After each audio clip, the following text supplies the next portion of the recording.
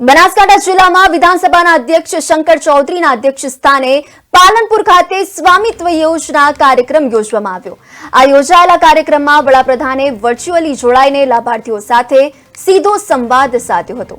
તેમણે લાભાર્થીઓની સાથે સંવાદ કરી સ્વામિત્વ યોજના થકી તેમના જીવનમાં કેવું પરિવર્તન આવ્યું છે તેની લાઈવ ચર્ચા કરી હતી।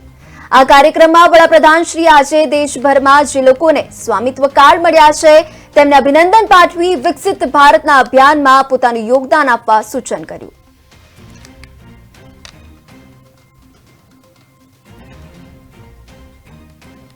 योजना अंतर्गत देशना प्रधानमंत्री मोदी साहेबे ग्रामीण भारतना वसता नागरिकोने पोतानी मालिकीपणानो मकाननो अधिकार आप्यो छे, जेथी करीने मात्र अधिकार मळशे तेवुं नहीं परंतु ते पोतानी मिलकत बनवाने कारणे तेमांथी नवा कोई व्यवसाय करवा होय तो बेंकिंग माटेना द्वार पण तेना कारणे खुली जशे।